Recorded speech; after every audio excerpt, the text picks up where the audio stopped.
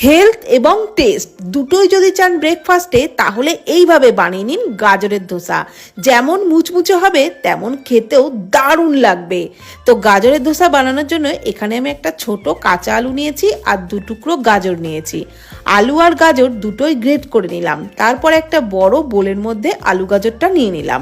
ওর মধ্যে দিয়ে দিলাম মিহি করে কেটে নেওয়া পেঁয়াজ, ধনেপাতা, হাফ বাটির থেকে একটু কম আটা, আর দিয়ে দিলাম হাফ বাটি চালের গুঁড়ো, দিয়ে দিলাম পরিমাণ মতো লবণ, একটু গোটা জিরে, আর দিয়ে দিলাম চিলি ফ্লেক্স।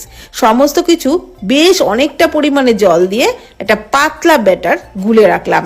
এইবার ফ্রাইং প্যানের মধ্যে সামান্য তেলে দিয়ে দিলাম একটু গোটা জিরে, বড় একটা টমেটো কুচি, শুকনো লঙ্কা, আর দিয়ে দিলাম অল্প আদা। নাড়াচাড়া করে একটু ভেজে দিয়ে দিলাম কাঁচা আম।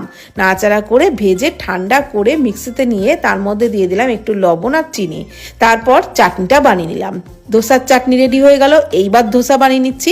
তার জন্য ফ্রাইং প্যানে সামান্য একটু তেল দিয়ে টিস্যু দিয়ে মুছে নিয়ে 1.5 হাতা মতো ব্যাটার চাড়িয়ে দিলাম। ওপরটা ড্রাই হয়ে আসলে একটু বাটার মাখিয়ে এইভাবে ফোল্ড করে নিয়ে গরম গরম ওই চাটনির সাথে পরিবেশন করুন। খেতে দারুণ লাগবে।